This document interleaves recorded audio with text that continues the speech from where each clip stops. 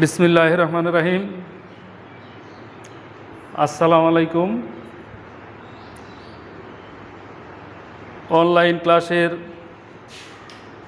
মধুপুর রানী Bhabani model সরকারি উচ্চ বিদ্যালয়ের পক্ষ থেকে আমি মোহাম্মদ সাইফুল ইসলাম, বিএসসি বিএড, মধুপুর টাঙ্গাইল,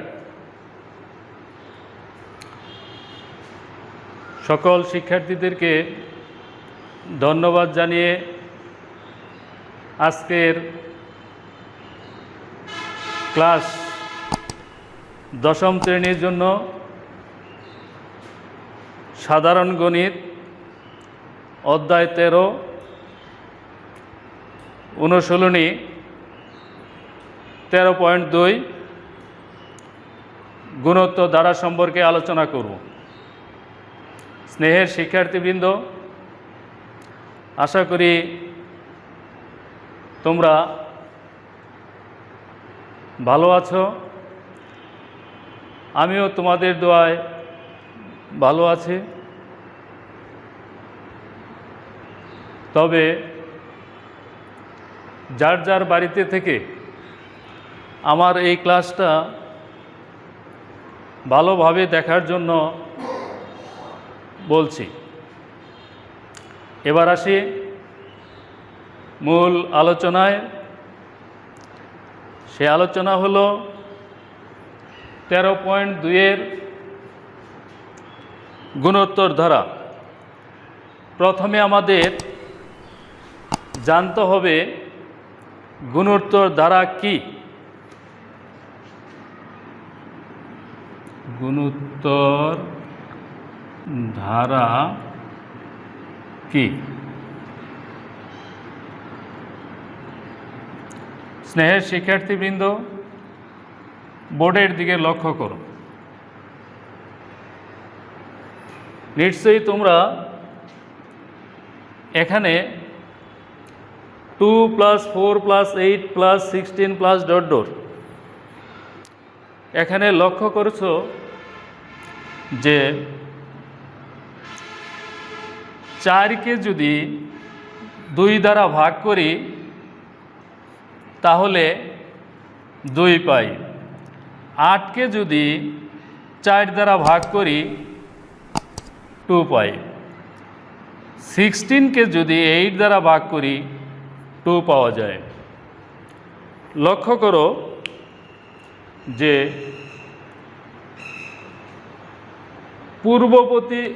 পূর্বপদকে পরের পদকে পূর্ববর্তী পদ দ্বারা ভাগ করলে সব সময় দেখা যাচ্ছে যে উত্তর একই পাওয়া যায়। এখানে আমরা 4কে তাহার পূর্ববর্তী পদ 2 দ্বারা ভাগ করছি, 2 পাইছি। 8কে তাহার পূর্ববর্তী পদ 4 দ্বারা ভাগ করে আমরা 2 পেয়েছি। 16কে উহার পূর্ববর্তী পদ 8 দ্বারা ভাগ করে আমরা 2 পেয়েছি। তাহলে প্রত্যেক ক্ষেত্রেই দেখা গেল যে একই মান আসছে, ভাগফল একই আসছে। অতএব এখান থেকে আমরা গুণোত্তর ধারা কি সেটার সংজ্ঞা যদি আমরা এইভাবে সংজ্ঞায়িত করি, মনে হয় তোমরা ভালোভাবে বুঝতে পারবে যে যে ধারার মধ্যে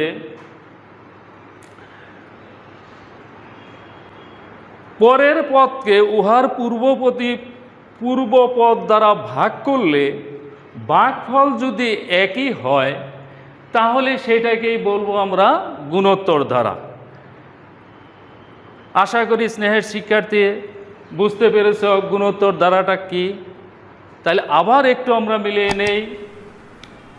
কোনো ধারার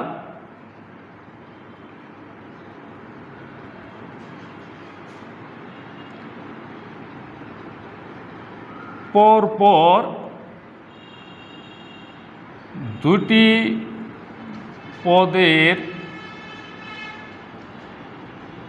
পদের পরের পদকে উহার পূর্ববর্তী পদ দ্বারা ভাগ করলে যদি একই ফল পাওয়া যায়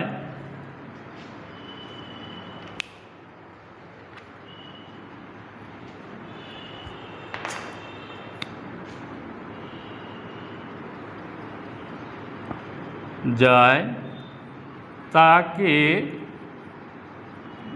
গুণোত্তর ধারা বলে।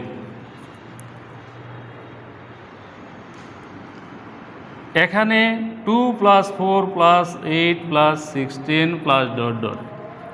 এটা একটি গুণোত্তর ধারা। এই গুণোত্তর ধারার মধ্যে এখানে 2 হইল প্রথম পদ, তাহলে প্রথম পদকে আমরা এ দ্বারা প্রকাশ করি। প্রথম পদকে আমরা এ দ্বারা প্রকাশ করি, a = 2। আর দ্বিতীয় পদকে উহার পূর্ববর্তী পদ দ্বারা ভাগ করে যেটা পাই সেটার নাম হলো সাধারণ অনুপাত। সাধারণ অনুপাত, সাধারণ অনুপাতকে প্রকাশ করি আমরা আর দ্বারা, রেশিও। তাহলে এখানে সাধারণ অনুপাত পেয়ে গেলাম 2। এখন তাহলে আমরা এখান থেকে এই ধারার থেকে পাইলাম কি, প্রথম পদ পেলাম, সাধারণ অনুপাত পেয়েছি, আর পেয়েছি গুণোত্তর ধারা কি। এবার আসি, এই গুণোত্তর ধারার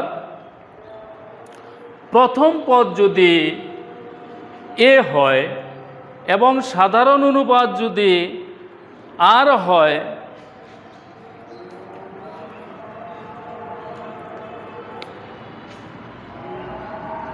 যদি প্রথম পদ এ সাধারণ অনুপাত আর হয়, তবে প্রথম পদ সমান a⁻1 সমান a × r⁻0 সমান a। দ্বিতীয় পদ a⁻2 - 1 ar। তৃতীয় পদ a⁻3 - 1 সমান ar²।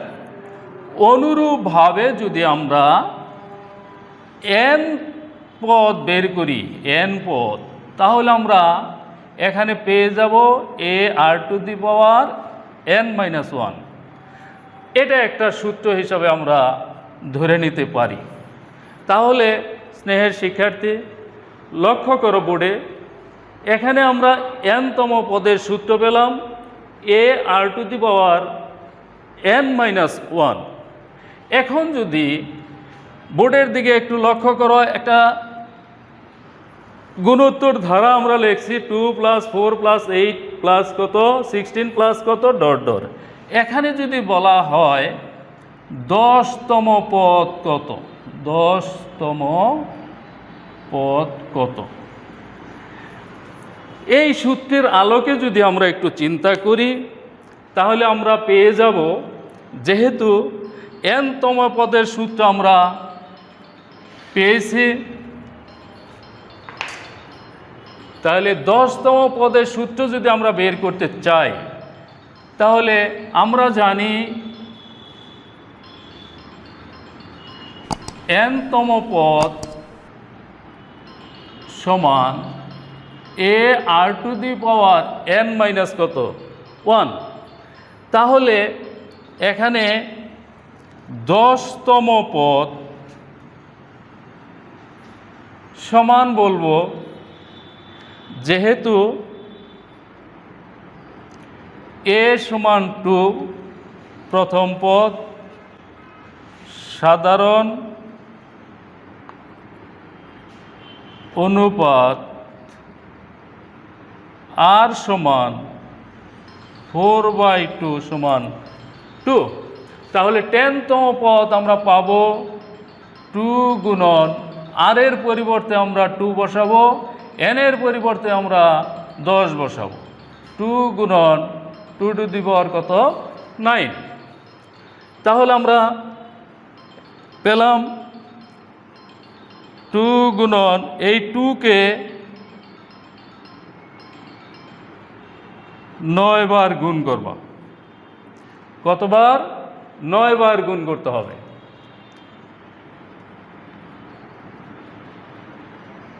5 6 7 এই 8 9 1 2 3 4 5 6 7 8 9 সমান আমরা পেয়ে যাব।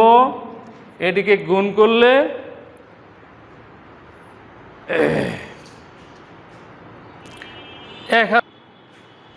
তাহলে এখানে আমরা পেয়ে গেলাম সবটি গুণ করলে 1024।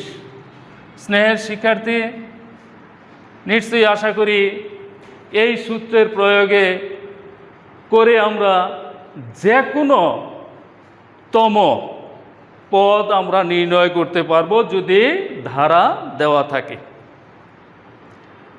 আশা করি স্নেহের শিক্ষার্থী সকলেই এই সূত্রটা শিখতে পেরেছ। ar two the power n-1 এই সূত্রের আলোকে আমরা 10তম পদ নির্ণয় করা শিখলাম। এখানে একটা ধারা দেওয়া ছিল 2 + 4 + 8 + কত 16 + 10তম পদ আমি বের করতে বলছিলাম। তাহলে এখানে আমি সারসংক্ষেপে আসি। এখান থেকে আমি গুণোত্তর ধারার সংজ্ঞাটা পেয়েছি, এখান থেকে আমি nতম পদের সূত্রটা বের করেছি, এখান থেকেই আমি 10তম পদের মানটা বের করতে পেরেছি। তা আশা করি এই ধরনের যে কোনো তম যদি চায় এবং প্রথম পদ এবং সাধারণ অনুপাত যদি দেওয়া থাকে তাহলে আমরা এই সূত্র প্রয়োগ করে অঙ্কগুলা করতে পারব। স্নেহের শিক্ষার্থী, আশা করি সূত্রটা ভালোভাবেই বুঝেছ। এবার আসি সমষ্টি নির্ণয়ের সূত্র। সমষ্টি নির্ণয়ের ক্ষেত্রে কিভাবে সমষ্টি নির্ণয় করতে হয়, কোন সূত্র প্রয়োগ করে আমাদের সমষ্টি নির্ণয় করতে হয়। আমরা অনেক সময়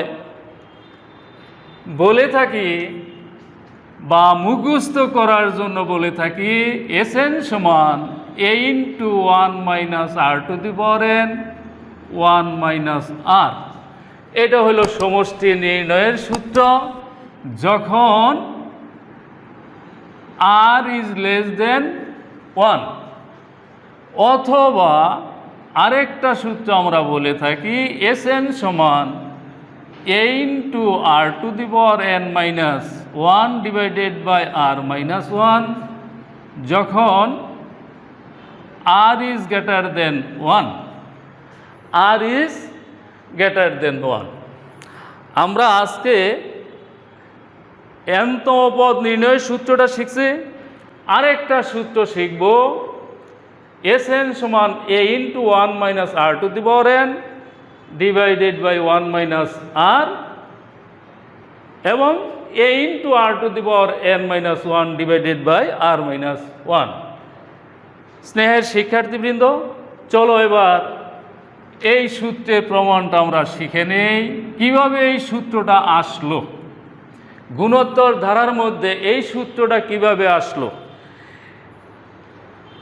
স্নেহের শিক্ষার্থীবৃন্দ, লক্ষ্য করো এই সূত্রের প্রমাণটা আমরা কিভাবে করতে পারি। মনে করি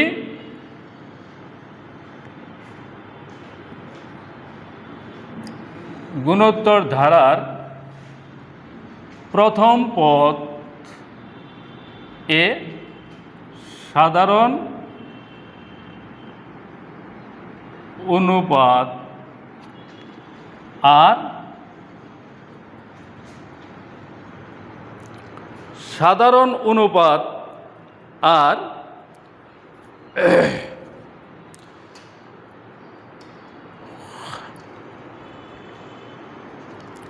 পদ সংখ্যা n, পদ সংখ্যা n, তাহলে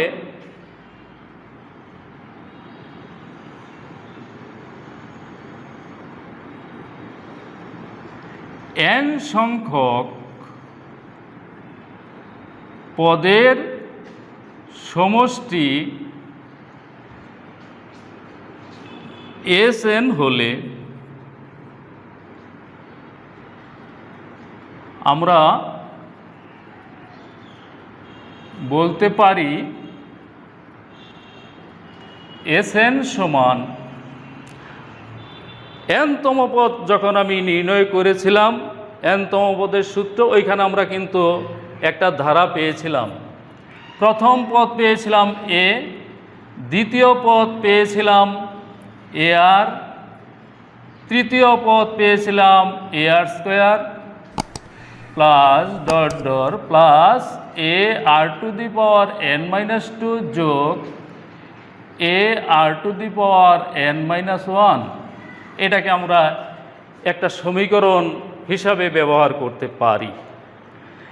এই সমীকরণ সমষ্টি নির্ণয়ের সূত্র Sn সমান a plus ar plus ar square plus dot dot a r two the power n-2 plus a r two the power n-1। এই সমীকরণকে আমরা 1 নম্বর সমীকরণ দিয়েছি। এই সমীকরণ থেকে আরেকটা সমীকরণ আমরা বের করব। কিভাবে? এই 1 নং সমীকরণের 1 নং সমীকরণের উভয় পক্ষকে r দ্বারা গুণ করে। কি দ্বারা গুণ করে? r দ্বারা গুণ করে। তাহলে এখানে হবে r ইন্টু Sn বাম পাশে, ডান পাশে যখন আমি r দ্বারা গুণ করব তখন এটা হয়ে যাবে ar, এটা হবে ar স্কোয়ার, এটা হবে ar কিউব যোগ ডট ডট যোগ এইটা হবে, যেহেতু r দ্বারা গুণ করতেছি তাহলে সূচকের নিয়ম অনুসারে এখানে একটু r two the power n-2 into r দ্বারা যখন আমি গুণ করব তখন দেখো আমরা জানি সূচকের নিয়ম অনুসারে ভিত্তি যদি 1 থাকে তাহলে গুণনের সময় পাওয়ার যোগ হয় r two the power n-1। তাহলে এখানে আমি পেয়ে গেলাম a r two the power n-1। এইটাকে যখন আমি r দ্বারা গুণ করব তখন এখানে পাবো আমি এখানে r two the power n- into r, সেই r এর পাওয়ার হলো 1। যদি যোগ করি তাহলে এখানে 1 দিলে r two the power n-1 into r, তাহলে আমরা পেয়ে যাব এখানে আমরা 1 বসাই, এখানে 1 বসাই, তাহলে পেলাম আমরা r টু দি পাওয়ার কত? n, তার সাথে এ দিয়ে দিলাম, পেয়ে গেলাম a r two the power কত? n। সমীকরণ নম্বর কত? 2। এখন যদি আমি 1 নং থেকে 2 নং যদি বাদ দেই, দেখি কি অবস্থাটা দ্বারা একটু লক্ষ্য করো বোর্ডের দিকে। স্নেহের শিক্ষার্থীবৃন্দ, আমরা বোর্ডের দিকে একটু লক্ষ্য করি। এখানে আমরা কি পাই?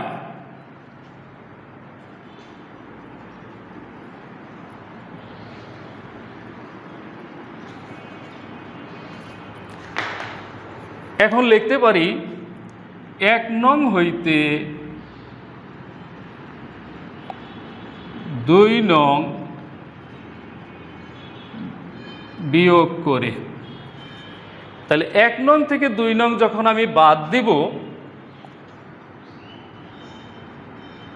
Sn সমান a plus r square plus dot dot a r to the power n minus two a r to the power n minus one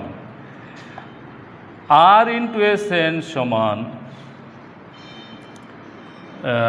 A r plus a r square plus a r cube plus dot dot plus a r to the power n minus one plus a r to the power n. যেহেতু আমি বিয়োগের কথা বলেছি, তোমরা জানো যে বিয়োগের সময় নিচের পদগুলোর চিহ্ন পরিবর্তন হয়।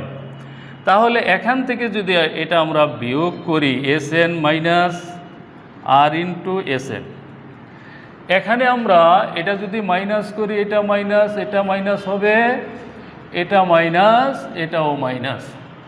লক্ষ্য করো, বোর্ডের দিকে লক্ষ্য করো স্নেহের শিক্ষার্থীবৃন্দ, plus a R minus a r square এটা কাটা যাবে, এইভাবে সকল এইগুলা কাটা যাবে।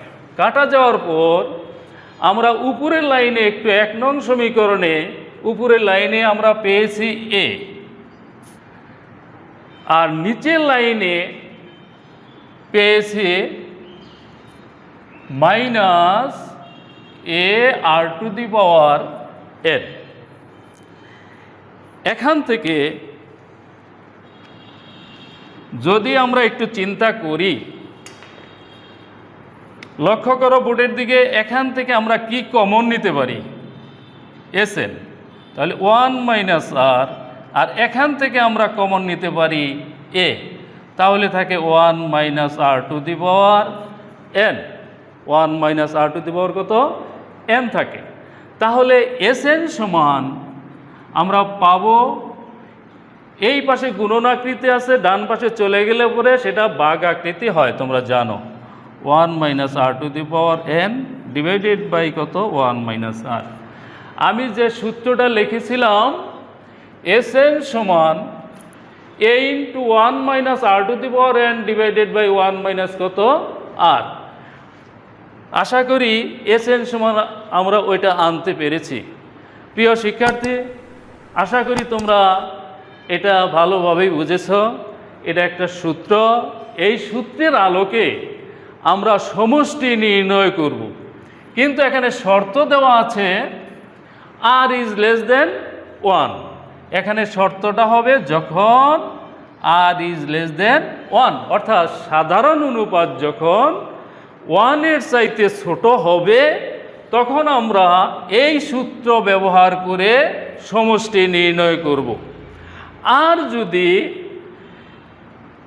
এইটা থাকে আর ইজ গ্রেটার দেন 1, আর এর মান 1 এর চাইতে বড়, সাধারণ অনুপাত যদি 1 এর চাইতে বড় থাকে, তাহলে আমরা আরেকটা সূত্র অথবা দেয়া লিখছিলাম। স্নেহের শিক্ষার্থী লক্ষ্য করো, এস এন সমান a into r to the power n minus 1 r minus 1। যদি তোমরা এইটা বুঝে থাকো, এটা করছি আমি, এই সূত্রে প্রমাণ করেছি আমি 1 নং থেকে 2 নং বিয়োগ করে। তোমরা যদি 2 নং থেকে 1 নং বাদ দাও তাহলে এই সূত্রটা পেয়ে যাবে। ক্লিয়ার হয়েছে প্রিয় শিক্ষার্থী? আশা করি এই সূত্র দুটা তোমরা ভালোভাবেই বুঝতে পেরেছ। এবার আসি, এই সূত্রের আলোকে আমরা কিছু একটা অঙ্ক আপাতত করি, সমস্যাটা সমাধান করি, তাহলে সূত্রটা পুরোপুরি ক্লিয়ার হয়ে যাবে। স্নেহের শিক্ষার্থীবৃন্দ, আজকের পাঠের আমি যে আলোচনা করেছি, প্রথমে শিখিয়েছি গুণোত্তর ধারা কি, তারপরে শিখিয়েছি প্রথম পদ কোনটা, সাধারণ অনুপাত,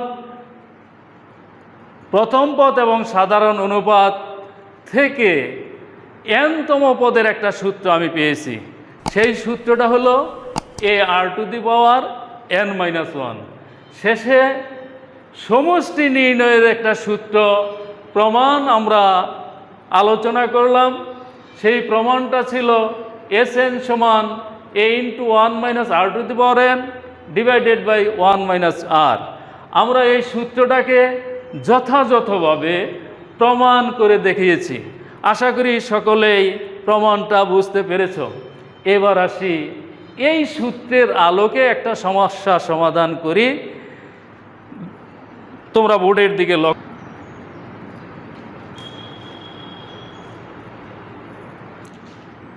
1 plus half plus 1/4 plus 1/8 plus dot dot. ধারার প্রথম 8টি পদের সমষ্টি নির্ণয় করো। 8টি পদের সমষ্টি নির্ণয় করো।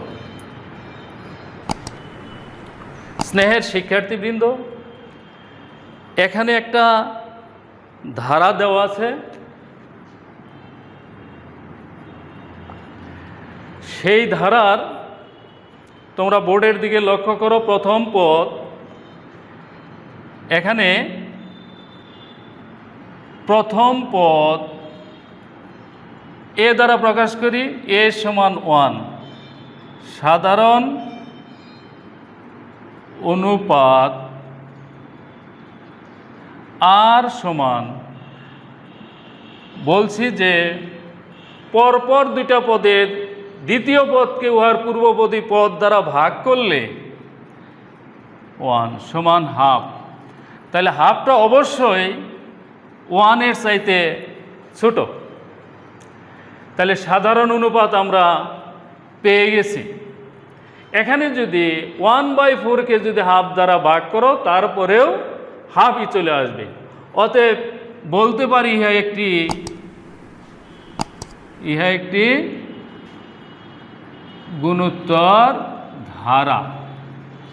তাহলে ইহা একটি কি ধারা হইল? গুণোত্তর ধারা। এই গুণোত্তর ধারার ক্ষেত্রে এখানে কিন্তু আমরা একটা সূত্রের প্রমাণে আসছিলাম। Sn সমান a into 1 minus r to the power n divided by কত 1 মাইনাস আর। এখানে শর্ত ছিল আর এর মানটা হাফের চাইতে ছোট। তাহলে এখানে আর এর মানটা আসছে আমাদের হাফ, যাহা 1 অপেক্ষা ছোট। তাহলে আমরা চোখ বন্ধ করে লিখতে পারি এই সূত্রটার আলোকে আমার সমষ্টিটা বের করতে হবে। অতএব আমরা জানি ধারার গুণোত্তর ধারার n পদের সমষ্টি Sn সমান a into 1 minus r to the power n 1 minus কত আর। অতএব ধারার n এর পরিবর্তে কয়টা পদের সমষ্টি চেয়েছে? 8টি পদের সমষ্টি। 8 পদের সমষ্টি S8 সমান, এর মান আমরা জানি দেওয়া আছে 1 মাইনাস আর এর মান দেওয়া আছে half whole to the power n। n এর মান দেওয়া আছে কত? n সমান 8 ডিভাইডেড বাই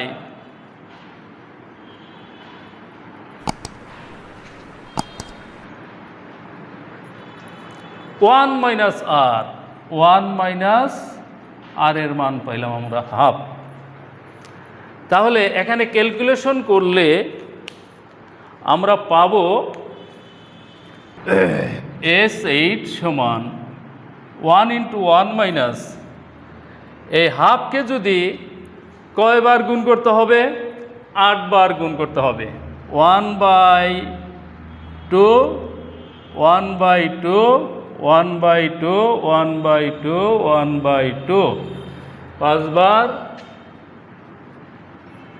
6 বার 1/2 গুণন 1/2 1 2 3 4 5 6 7 8।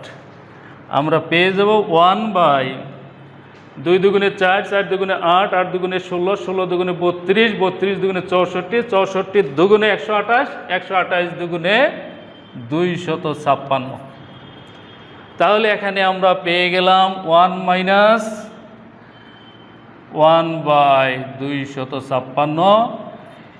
এখন প্রশ্ন জাগে যে এই 1 কোথায় চলে গেল? যে কোনো সংখ্যাকে 1 দ্বারা গুণ করলে পরে মানের কোনো পরিবর্তন হয় না, ওইটাই থেকে যায়। আর 1 থেকে হাফ বাদ দিলে আরও হাফ থাকে। ওইখানে আমরা যদি ক্যালকুলেশন করি, লসাগু করি, 256 মাইনাস হাফ ডিভাইডেড বাই কত? হাফ। 256 থেকে 1 চলে গেলে 255/256 গুণন হয়ে 2 উপরে নিচে 1 চলে যাবে। আমরা জানি ভাগের সময় গুণন হয়ে উল্টে যায়। এখানে আমরা কাটাকাটি যদি করি, 1 2 দুগুণে 4 8, আমরা পেয়ে গেলাম 255 ডিভাইডেড বাই 128। এটাকে আমরা 1 সমস্ত 100 পেলাম, 1 সমস্ত 128, 1 সমস্ত 127/128, এটাই অ্যান্সার। প্রিয় শিক্ষার্থী, আশা করি তোমরা সূত্রটা ভালো করে বুঝতে পেরেছ এবং সেই সূত্রের আলোকে আমি যে অঙ্কটা করেছি সেটাও বুঝতে পেরেছ। এবার আসো এই সূত্রের আলোকে বাড়ির থেকে 2টা সমস্যার সমাধান করে নিয়ে আসবে। 1 নম্বর হলো 3 + 9 + 27 +... ধারাটি প্রথম 14 পদের সমষ্টি নির্ণয় করো। 2 নম্বর হলো 64 + 32 + 16 + 8 +... ধারার অষ্টম পদ নির্ণয় করো।